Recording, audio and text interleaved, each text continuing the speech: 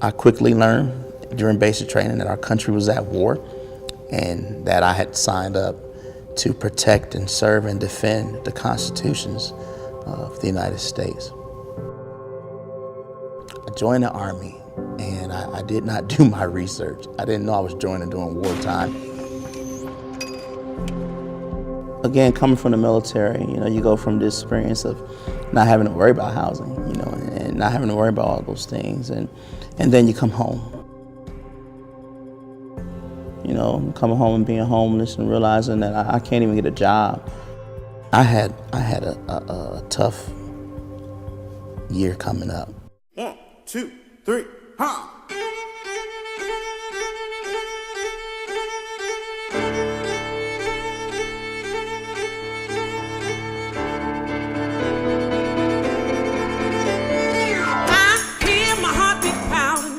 The military has trained you for years to be this lean, green fighting machine. It's trained you that you're invincible. It's trained you that, hey, you're doing a great thing and you're protecting and you're serving your country.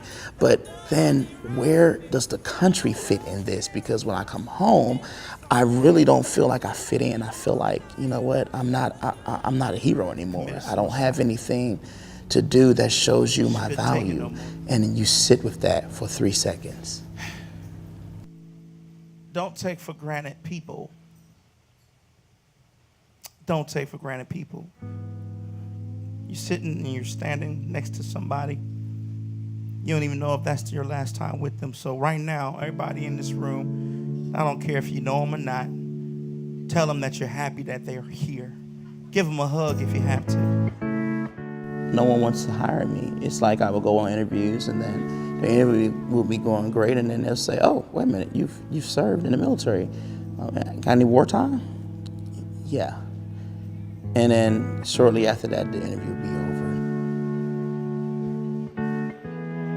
Let them know that they are important. They're important because they're a part of the greatest race that ever existed, the human race.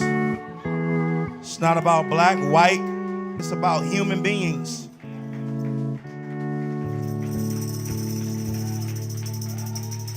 And in 2008, I couldn't get a home. In 2009, I was still homeless and I was bouncing around. Some people would put me in hotel rooms and I would be thankful because by that time I had found little odd jobs playing the piano for churches and that sort of thing.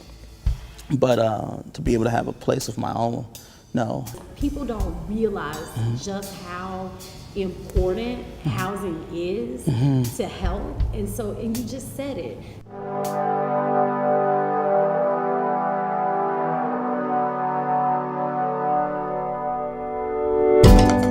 And I believe that I've lived with diabetes my entire life. That overeating and that indulging, it really messes with you. It plays on your mind because you're like, well, I know I have diabetes and my blood sugar is 400 and I feel great.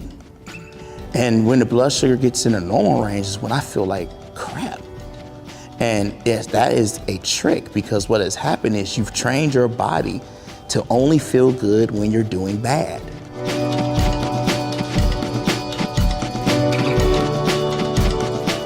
We don't always get it right with diabetes. I don't always get it right. I have high blood pressure, so I don't always get it right.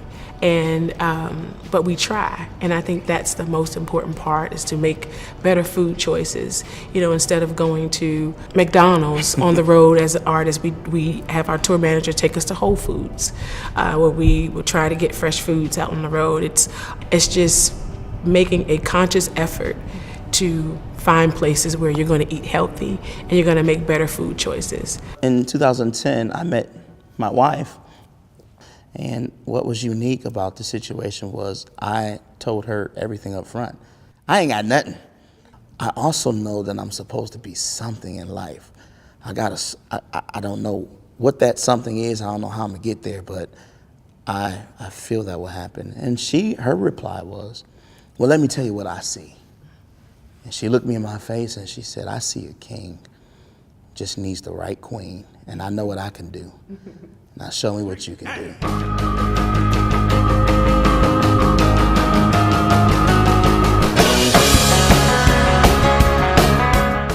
don't have to fight for a place to lay my head any longer. I don't have to try to figure it out for my little baby and my wife. Predominantly, it's about feeling safe. Now we feel safer, and now I feel like that part of my brain can be dedicated to something else.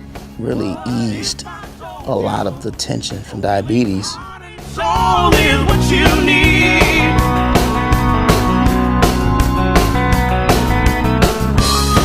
Once we moved to Albion, we realized that we had moved into a situation that was in the process of reviving itself. Got a chance to know the people. And that was the moment where we were like, this is our time. From the heart of your world, will you let me be a part? Ty and I said this fits perfectly with our purpose. If we can help this small town revitalize and unify, then it can carry over into areas like Detroit, Battle Creek, Kalamazoo, Ann Arbor. And then it can travel outside of Michigan and go to Chicago and go to Nashville and Baltimore and eventually take over the United States with this whole overwhelming sense of unification and realizing that we are all one and the same.